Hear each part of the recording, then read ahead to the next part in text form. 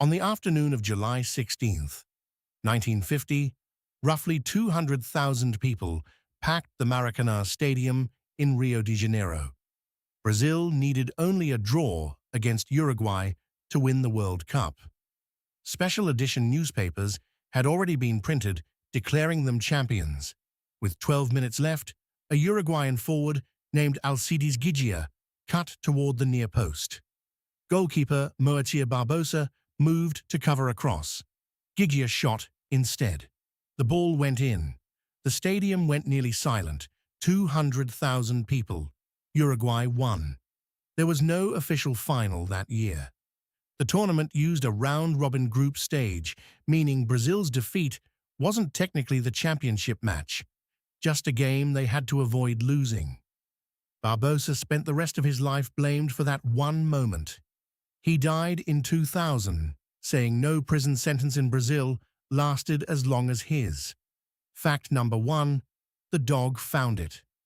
4 months before the 1966 World Cup in England, the Jules Rimet Trophy was stolen from a display at Westminster Central Hall in London. Scotland Yard opened a full investigation. The Football Association received a ransom note demanding $15,000. A sting operation produced a wrapped package. It contained only newspaper. 7 days later, a mongrel dog named Pickles found the real trophy under a bush in Norwood, South London, during an evening walk with his owner, David Corbett. Corbett received $6,000 in reward money. Pickles appeared on television, attended the England victory banquet after the tournament, and starred in a feature film. England won the World Cup that summer. The original Jules Rimet Trophy was stolen a second time in 1983 from a display case in Rio de Janeiro and has never been found. Fact number 2, Santiago, 1962. The group stage match between Chile and Italy at the 1962 World Cup required police to enter the pitch twice. 2 Italian players were expelled within the first 8 minutes. By the end, there had been a broken nose, documented spitting, and at least one kick that the BBC described in real time as having nothing to do with football. The referee, Ken Aston of England, said afterward he had not been refereeing a football match. Chile won 2-0 and advanced. Aston went on to invent the yellow and red card system, an idea he said came to him at a traffic light on Kensington High Street in London, years after Santiago had made plain that referees needed a way to communicate decisions that everyone in the stadium could understand, regardless of language. Fact number 3, Mussolini's tournament. Italy hosted the 1934 World Cup under Benito Mussolini, who treated the competition as a propaganda event. 3 key Italian players had been born in Argentina and were hurriedly granted Italian citizenship specifically for the tournament. In the semi-final against Austria, the Swedish referee Ivan Eklund was photographed having dinner with Mussolini the night before the match. Italy won 1-0. Uruguay, the defending champion, boycotted the tournament entirely, citing European teams' refusal to travel to South America in 1930. Argentina withdrew before the competition started, furious at having been denied hosting rights. Italy won. Mussolini personally handed the trophy to the team captain. 4 years later, at the 1938 World Cup in France, Italy retained the title. Their players gave the fascist salute before every match. Fact number 4, the Bären injections. Hungary came into the 1954 World Cup final against West Germany, having not lost a competitive match in 4 years across 32 games. They had beaten England 6-3 at Wembley, the first time England had ever lost at home to a continental European side. They beat West Germany 8-3 in the group stage of that same tournament. In the final, West Germany won 3-2. What emerged through German investigative reporting was that the West German team physician had administered pre-match injections to players.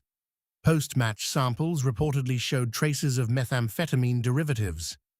Research by pharmacologist Fritz Sergel, published in the early 2000s, reviewed available records and concluded that Pervitin, a methamphetamine compound widely used by the German military during World War II, was among the substances detected.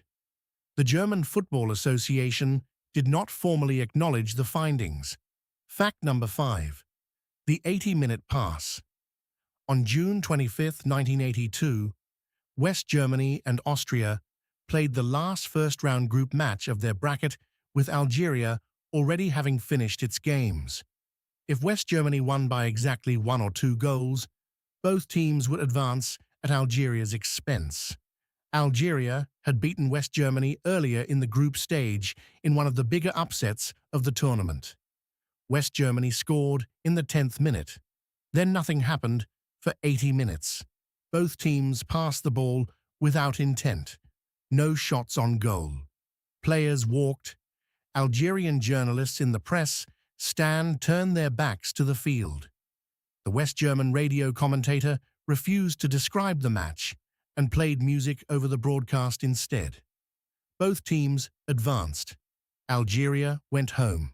FIFA introduced simultaneous scheduling for final group stage rounds at the following tournament, a format that remains standard today. Fact number 6. The wall kick. At the 1974 World Cup in West Germany, Zaire became the first sub-Saharan African nation to qualify for the tournament.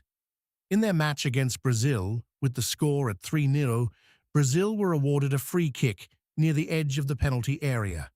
As the wall set up, a Zairian midfielder named Mwepu Ilunga broke from the wall and kicked the ball away before the kick was taken. The clip circulated for decades as a comedy moment. Zaire had already lost 9-0 to Yugoslavia and 2-0 to Scotland. Several Zairean players said in later interviews that the squad had received threats through government intermediaries connected to President Mobutu Sese Seko, that conceding more than 3 goals to Brazil could result in serious consequences at home. Ilunga himself said he was trying to run down the clock. Fact number 7. The disallowed goals. South Korea reached the semi-final of the 2002 World Cup amid refereeing decisions that eliminated 3 European sides under disputed circumstances. Against Italy in the second round, a Francesco Totti goal was disallowed when referee Byron Moreno of Ecuador ruled it a dive rather than a foul. Moreno also issued a second yellow card to an Italian defender for a challenge the Italian coaching staff argued was not a foul. Against Spain in the quarterfinals, 2 Spanish goals were ruled out. Fernando Morientes scored from a cross. Replays showed the ball had not left the field of play. The second goal was overturned without a visible infringement on the footage.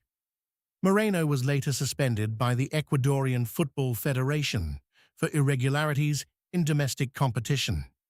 FIFA reviewed the officiating and issued no formal findings against either official. Fact number 8. The return home. Colombia qualified for the 1994 World Cup in the United States, having beaten Argentina 5-0 in a qualifier. Pelé had named them among his favorites to win the tournament. In their second group match against the host nation, Colombian defender Andrés Escobar stretched to intercept a cross and deflected the ball into his own net. Colombia lost 2-1 and were eliminated. Escobar flew home to Medellin. On July 6, 1994, 10 days after the match, he was shot 12 times in a nightclub parking lot. His killer reportedly shouted, "Golazo," great goal, with each shot fired. The man convicted of the murder, Humberto Castro Muñoz, worked as a bodyguard for a cartel-connected associate who had placed large bets on Colombia to advance. Escobar was 27 years old. Approximately 120,000 people attended his funeral.